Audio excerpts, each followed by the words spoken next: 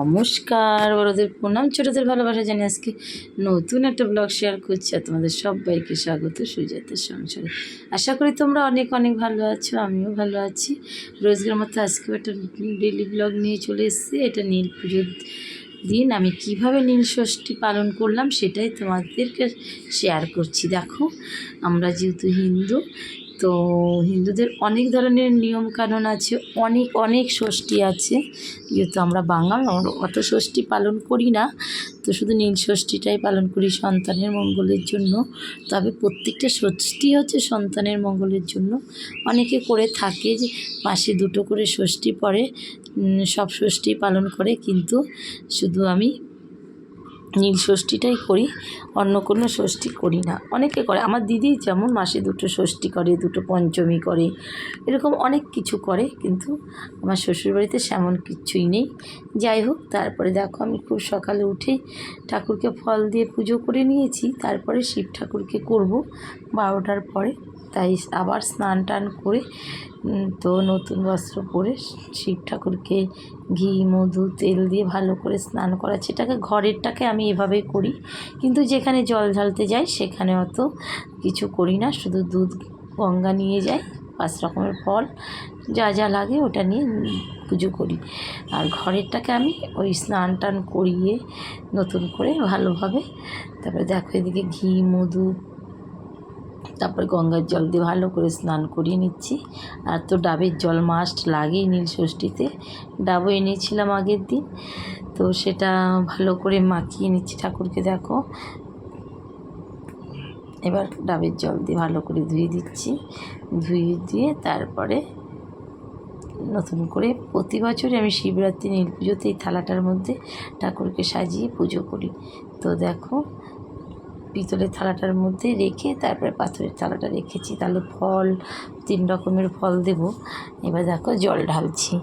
তো এখানে 5 রকমের ওই যে বলে না পঞ্চশস্য দিয়ে চন্দ্রামৃত তৈরি করে নিয়ে ঠাকুরের মাথায় ঢালবো। আমি ঢালবো, আমার ছেলে ঢালবে, হাজব্যান্ড ঢালবে। 1 ঘট করে রেখেছি, ওরা ওদের মতন সময় করে স্নান করে ঢেলে নেবে।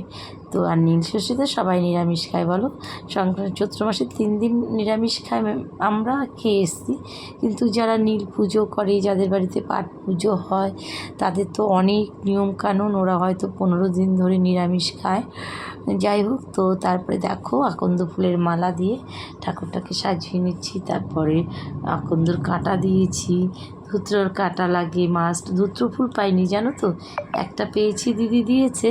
আর বাজারে পুচকি পুচকি ফুলের দাম 5 টাকা, তো আনতে ভুলে গেছিলাম। যাই হোক, যথারীতি দিদি একটা দিয়েছিল। আর তারপরে তোমার আতা লাগে, এইসব লাগে কি জানতাম না, তবে এখন বাজারে বিক্রি হয় সেই কারণে নিয়ে আসি, জানো তো। তারপর দেখো সব সাজিয়ে নিলাম ঠাকুরটাকে। এবার ফল মিষ্টি দিয়ে তো পুজো দিয়েছি সকালবেলা, এখন শুধু জলটা ঢালবো। তখন তো জল ঢালা হয়নি মানে, তো সবাই বলে ঠাকুরকে বাতাসা দিলেই হয়ে যায়, তো বাতাসা দিয়ে আবার পুজো করলাম। আর তোমার যেখানে জল ঢালতে যাব সেখানে এদিকে গোপালকেও দুপুরে পুজোটা সেরে নিলাম। সকালে তো ফল মিষ্টি টিষ্টি দিয়ে করেছি, তো এখন তো আর সেভাবে করি না, দুপুরবেলা শুধু জল মিষ্টি দিই ঠাকুরকে। এদিকে আমি রেডিও হয়ে গেছি, ঘরের পুজো করে নিয়ে তারপরেই যাব জল ঢালতে। একটু দূরেই দিদির জন্য বসেছিলাম, তো দিদির এখনও হয়নি, তো উনি অভ্যাস আছে রাত পর্যন্ত আর কি তোমার উপোস থেকে থাকা, আমার তো সেভাবে সম্ভব না। তো এসে আবার খাওয়া দাওয়া দিতে হবে, ঠোকাটা মাজতে হবে, তাই আমি তাড়াতাড়ি 1টা-1:30টার মধ্যেই বেরিয়ে পড়েছিলাম ঠাকুরকে জল দিতে আর কি যাব। তার জন্য আমি আগে ঘরের ঠাকুরটাকে পুজো করে নিই, তারপরে যাব। তো দেখো যথারীতি গোপালকেও পুজো করছি। তো এদিকে মেয়ে আমার ক্যামেরা করে দিচ্ছে, মেয়ে আমার ছোট, তো সেই জন্য একটু অন্যরকম হচ্ছে, তোমরা একটু মানিয়ে নিও। তো দেখো মেয়ে বলছে মা দাও আমি করে দিচ্ছি। ওই যে ডাবটা এনেছি, এদিকে জল ঢালতে যাব বলে সাজিটাও সাজিয়ে নিয়েছি। তো গোপালকে পুজো দিয়ে, ঘরের শিব ঠাকুরকে পুজো দিয়ে বেরিয়ে পড়ব। তোমরা নিশ্চয়ই তোমাদের মতন করে পালন করো নীল ষষ্ঠী, তো আমিও আমার মতন করে পালন করছি। যদি তোমাদের ভালো লেগে থাকে প্লিজ একটা লাইক করে দিও আর ছোট্ট একটা কমেন্ট করে দিও। আর যারা নতুন বন্ধু এখনও আমার চ্যানেলটাকে সাবস্ক্রাইব করোনি, সাবস্ক্রাইব করে পাশে থেকো। তো দেখো এবার আমি আরতি করা হয়ে গেল শঙ্খ বাজিয়ে, তারপর আমি আর মেয়ে বেরিয়ে যাব। তো দিদি যেহেতু যাবে না, ওরা অনেকটা দূরে যায়, আমার পক্ষে সম্ভব না, ওরা রাতের বেলা যাবে, ওদের সঙ্গে তাল দেওয়া। আমার ওইটুকুনো মেয়ে বলছে মা তাড়াতাড়ি চলো, এসে আবার শ্বশুরমশাইকে খাবার দেওয়া, ছেলেকে খাবার দেবো, তো হাজব্যান্ডকে দেবো, সব কিছু মিলিয়ে টিলিয়ে তাড়াতাড়ি বেরিয়ে পড়বো। তো দেখো যথারীতি আমি রেডি, আমার ঠাকুরকে সাজানো হয়ে গেছে। তো দেখো গোপালকেও দিয়েছি, কালকে যেহেতু পয়লা বৈশাখ, গোপালকে নতুন জামা পরাবো। আর ওই যে ওখানে আমার গুরুদেব, দেখো ঠাকুরকে সাজানো হয়ে গেছে, চলে এলাম যথারীতি যে জল ঢালবো সেখানে। দেখো পাট ঠাকুর, আর এই বাড়িতে প্রতি বছর বড় করে পুজো হয়, সারা রাত পুজো হয়। আমাদের বাড়ি থেকে 2 পা এগিয়ে, মানে 5 মিনিটও লাগে না, মিনিট 2 লাগে। যাই হোক যথারীতি দেখো এখানে তেমন ভিড় নেই, সন্ধ্যের পর থেকে হয়তো ভিড় হবে। যারা অতক্ষণ উপোস থাকতে পারে না তারা সকাল সকাল জল দিয়ে উপোস ভেঙে ফেলে।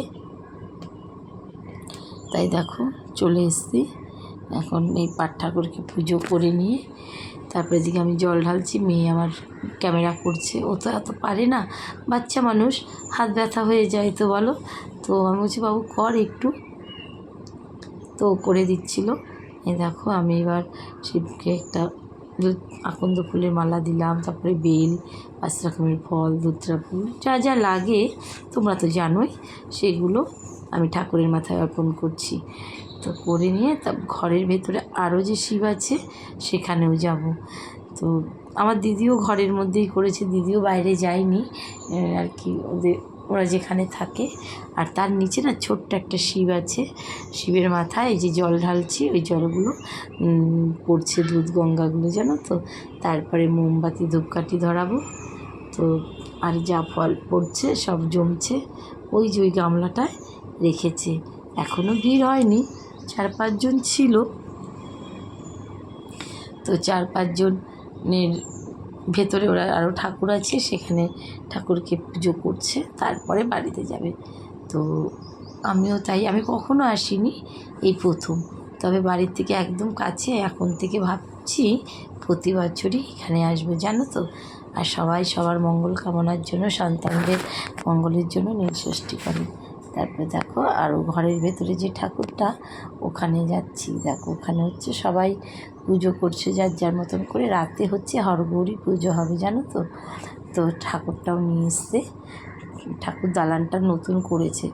তো মেয়ে আমার ক্যামেরা করছে, ও পারছে না অত ভালো, তোমরা একটু মানিয়ে গুছিয়ে নিও।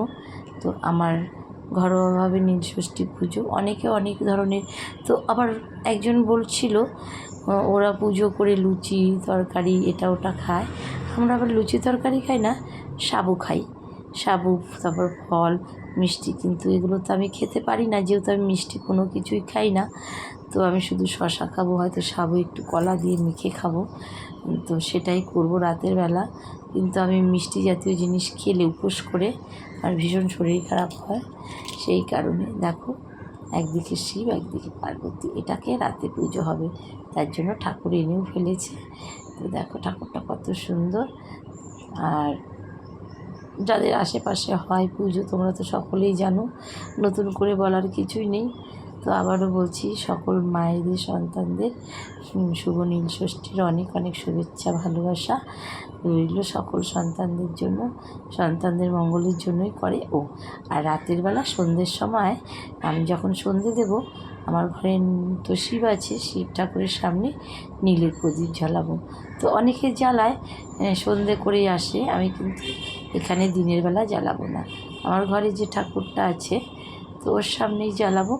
তো তোমরা কে কেমন করে করেছো নীলের উপোস, অনেকের ভিডিও দেখেছি, অনেকে, আমি প্রতি বছরই গঙ্গায় যাই জানো তো, ওখানেই পুজো করে ঘরে ঢুকি। কিন্তু এবার শরীরটা অত সায় দিচ্ছিল না, তো সেই কারণে আর গঙ্গায় যাইনি। যেহেতু আমাদের এলাকায় গঙ্গা নেই, অনেক দূরে গঙ্গা, আমার বাপের বাড়ির এলাকায় যেতে হবে গাড়িতে, সেই জন্য আর এবার যাইনি। তারপরে এখানে পুজো করে ঠাকুরকে আরতি করে সন্তানদের মঙ্গল কামনা করে তারপরে আমরা বাড়ি যাব। তো মেয়ে তো অনেকক্ষণ ধরে ক্যামেরা করছে, মেয়ে বলছে ও মা আমার হাত ব্যথা হয়ে গেল। বলছি বাবু একটু ধরো, তারপর ওইটুকুনো মেয়ে আমাকে যে ধরে এইটুকুনো সাহায্য করছে অনেক বড়। মেয়েটা আর 2 বছর পরেই আমাকে অনেক সাহায্য করতে পারবে, জানো তো। তো দেখো আমি আমার মতন করে নীলষষ্ঠী পালন করলাম। তোমরা কে কেমন করে করেছো কমেন্ট করে জানিও, আর আমারটা ঠিকঠাক হলো কি না সেটাও জানো। তারপর তোমরা একটু সবাই হরগৌরী ঠাকুরকে দর্শন করো। তো দেখো এখানে আমার পুজো কমপ্লিট। তারপরে এখানে এসে ওরা আবার আখের গুড়ের শরবত দিল, আর একটা ফল দিল উপোস ভাঙার জন্য, তরমুজ দিল। তো আমি তো সকালবেলা কিছুই খাইনি, ঘরেতে পুজো করেই এসেছিলাম। তারপরে দেখো মেয়ে আমার প্রণাম করলো। তারপরে আমরা এখন বাড়ির পথে রওনা দিই। তাহলে বন্ধুরা আজকের মতো ভিডিওটি এখানে রাখছি। তোমরা অনেক ভালো থেকো, সুস্থ থেকো, সাবধানে থেকো। আর কেমন হলো এই দেখো সবাইকে প্রসাদ দিচ্ছে, তো আমাদেরকেও দিচ্ছিলো, যেহেতু আমাদের পুজো হয়ে গেছিলো। তো আমরা প্রসাদ খেয়ে উপোস ভাঙবো। মেয়ে আমার খায় না, নিয়েছে, নিয়ে আমার দিকে তাকিয়ে রয়েছে, মা খাবো কি না। নিচে খাও, ও খাবে না জানি, তবু নিয়েছে। কেউ দিলে হাত পেতে নিতে হয়, তো প্রসাদ বলে কথা। দেখো এখন সব এক এক করে লোক আসছে, সবাই সবার মতন করে জল ঢালছে। তো আমিও ঢালা কমপ্লিট। তো চলো সবাইকে অনেক অনেক ভালোবাসা জানিয়ে, শুভেচ্ছা জানিয়ে আজকের মতো ব্লগটা এখানে শেষ করছি। তোমরা অনেক ভালো থেকো, সুস্থ থেকো, সাবধানে থেকো, টাটা।